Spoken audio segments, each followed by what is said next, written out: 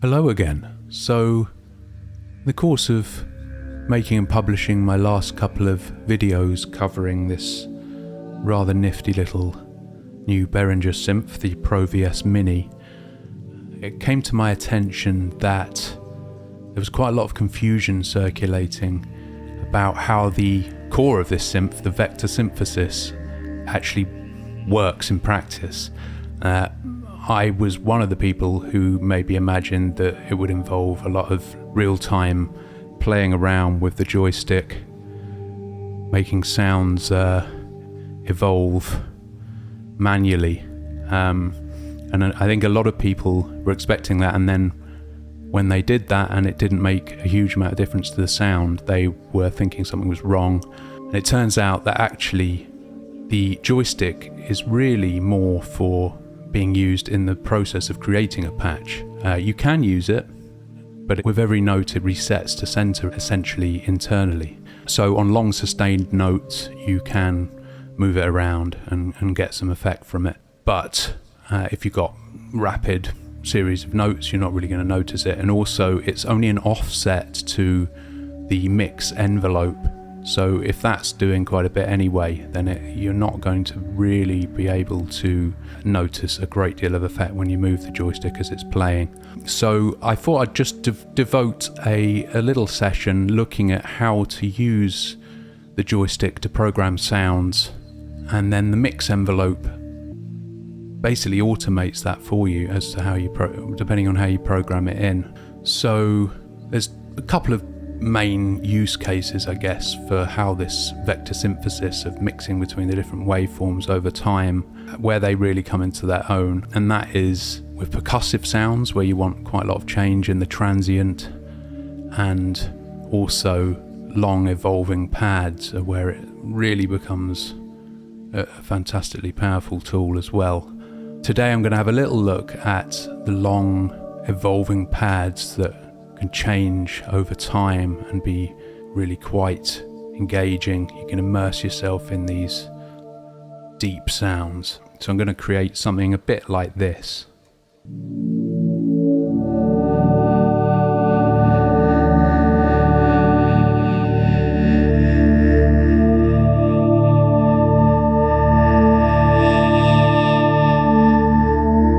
It's going to be kind of what I'm aiming for today.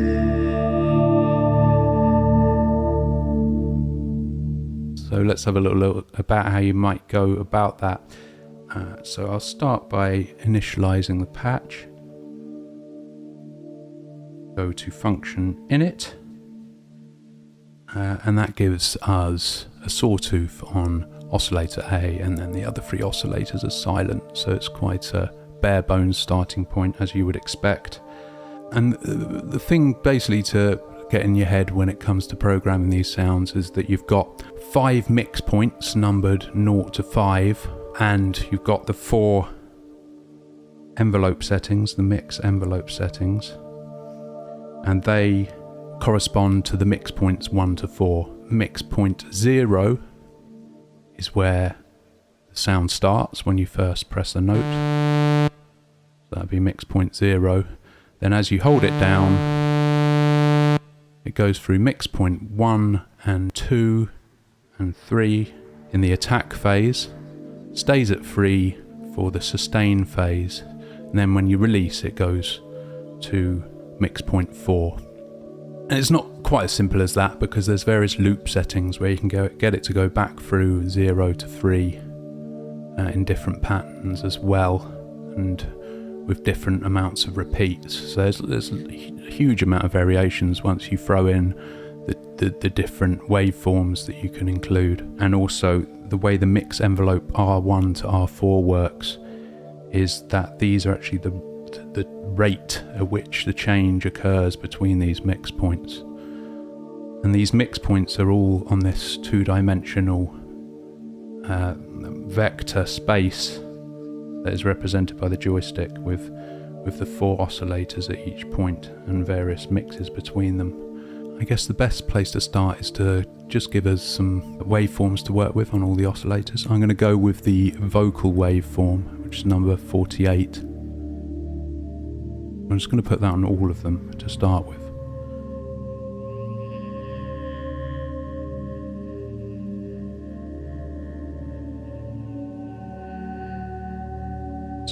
It's a nice waveform for when you're making pad sounds, or it's a good starting point. So the inherent nature of it lends itself to this kind of mixing. Putting everything on 48, going through the oscillators.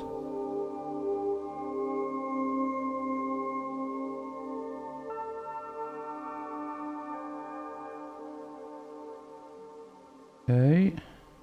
Now if I play that, it's just going to be boring. It's just 4 of the same oscillators playing together. They're not detuned or anything like that. So first of all, I'm going to detune them a little bit. I'm going to go to oscillator settings, just to change that to fine, so I can detune them a little bit. And go back through them, just set a little bit of detuning. Let's see, what shall I do? Okay, so I'm going to have, I'm actually going to have the first one at 0, second one a little bit slightly different, fine tune on oscillator C, and a tiny bit on oscillator D. Let's see. So again, still got a boring thing. We just got a few slightly detuned vocal oscillators going, and what we need to do is, first of all, I'm going to give us a bit of an amp envelope to give us a more interesting pad like envelope to the sound. I'm going to give us a long attack. Going to long attack and decay. A little bit down on the sustain. A bit more shape. And a long release as well.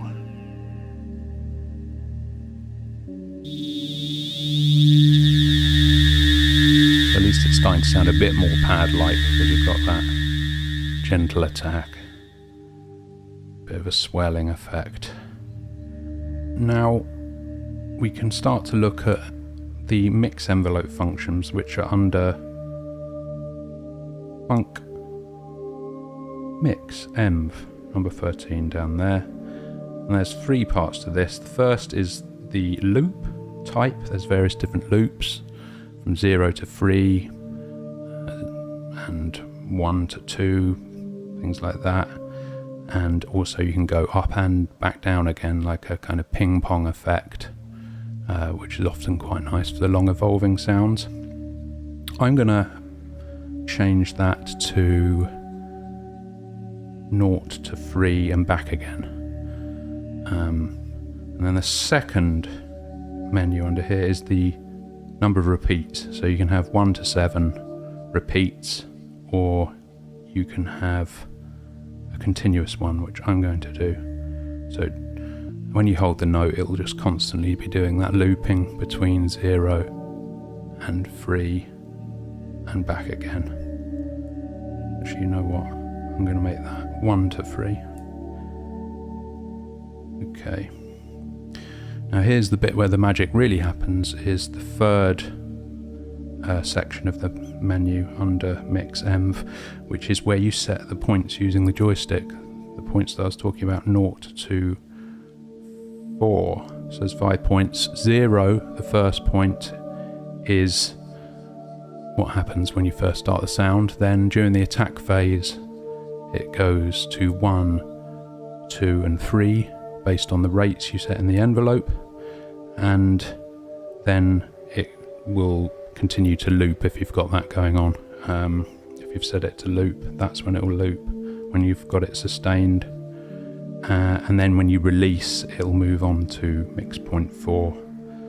So that's basically how it works. It's not a million miles away from the envelopes we're used to, but it's just got that extra dimension to it. So mix envelope 0.0, I'm going to put it somewhere between A and B for now. Then you go plus to go to the next mix, 0.1. And I'm going to put that between B and C. Where there's all sorts of experimenting you can do with this. And then mix 0.2. I'm gonna put it kind of yeah, why not put it back up here somewhere, just slightly different. Yeah, maybe between yeah, I'll just put it there for now. I mean, you can change all these. Mix 0.3, I'm gonna go sort of in the middle-ish, and then 4, I'll go to somewhere up here again. Yeah, see what that's like. So I'm going to go out of here. Let's see what happens now. So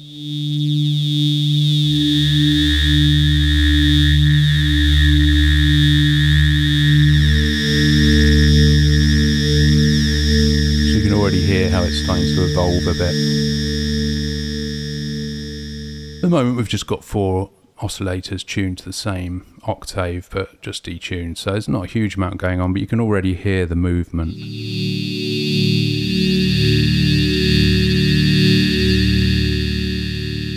Now I'm going to go into the mix envelope settings, and here those 4 numbers dictate the rate with which we go between those points we've set. So this is quite important if you want to do like a fast attacking percussive sound, for example. If you're doing a long sustained texture, then you can really go real high with those, or if you want to go low, then it'll have more of a throbbing kind of effect to it. And if you go really low, it can almost be like a sort of frequency modulation almost. But let's put these up to, I don't know, 95, 76, 88. These are all just numbers plucked a bit out of thin air, really. And then, yeah, so quite a sort of medium to high for all of them, just to see what that's like.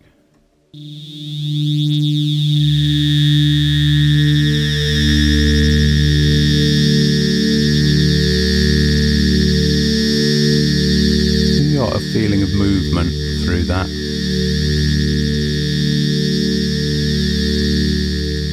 Already sounding like a lot more lively. Still quite a lot we can do though.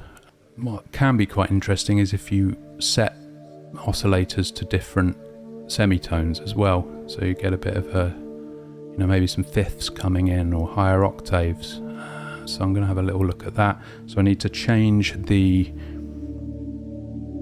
oscillator set 11 to coarse and go back out.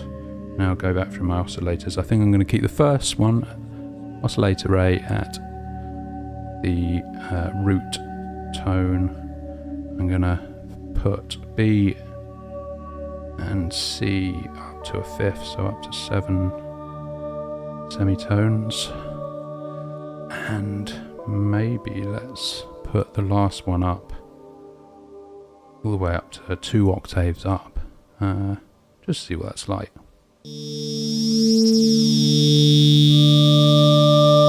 That's quite nice. You can see it sort of brings in different intervals as it evolves.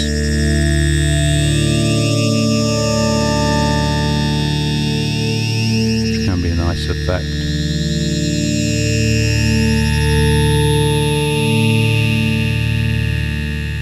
no filter on any of it at the moment, so it's quite bright.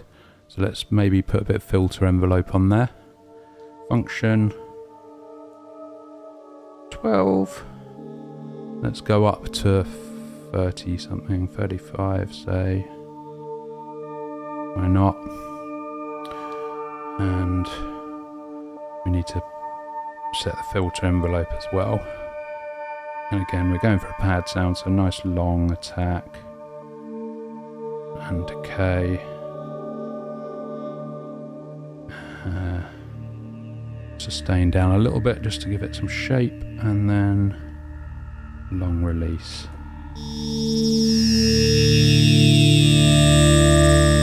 We need to turn the filter down on the cutoff to get that to kick in.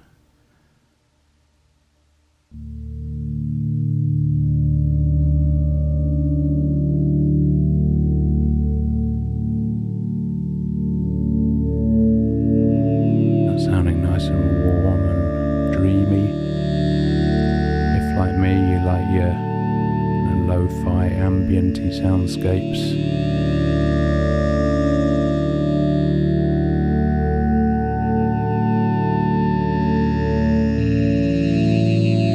Lots of them with this, that's for sure.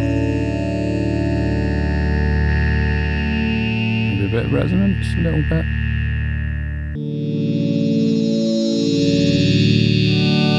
That's already sounding pretty nice, and hopefully you can hear how the mix envelope settings have really brought that to life.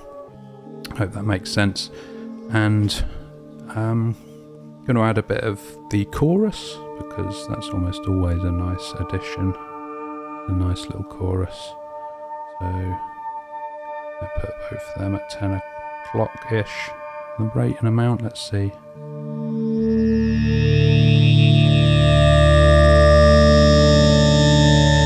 Just thickens it all up a bit.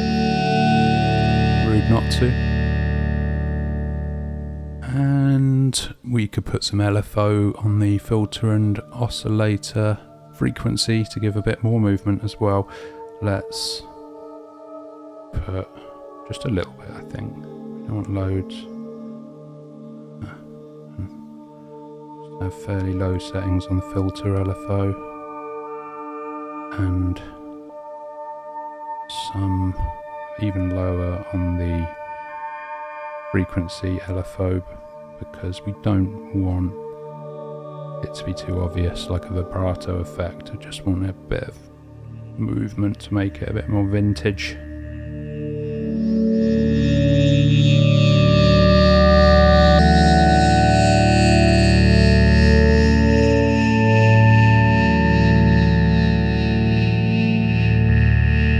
Yeah, I'm liking that.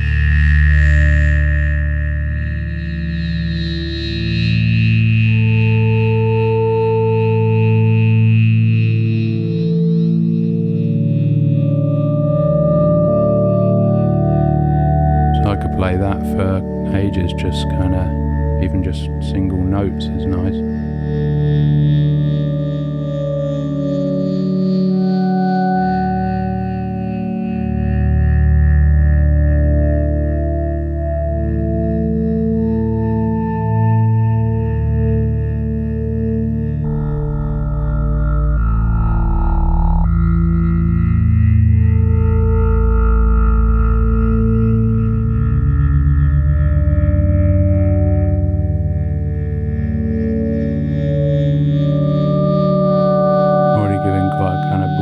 Canada-ish or Aphex Twin rhubarby kind of feel to it without a great deal of effort, which is a good thing in my book.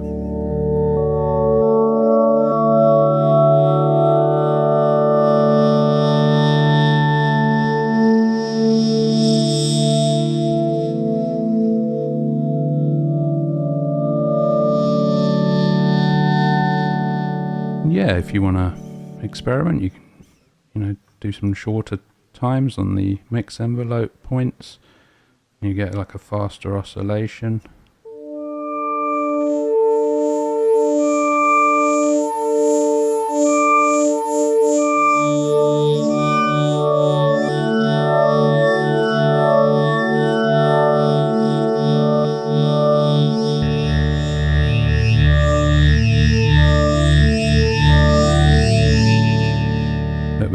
select it, but just to give you an example of how it works. And you could always try some different waves, you know, see how that pans out. I'm just going to throw some in at random just for a bit of fun.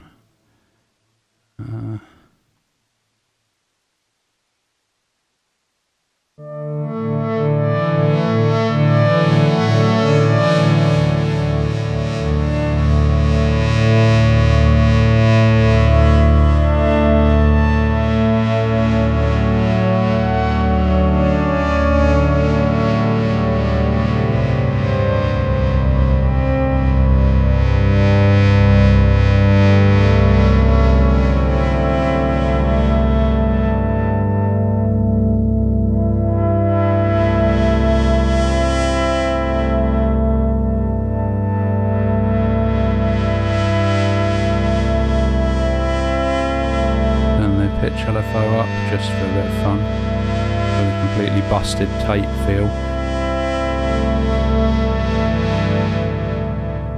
So anyway, yeah, I think that's, you know, it sounds really nice. I'm looking forward to exploring it a lot more. I think next time I might have a little look at more vector synthesis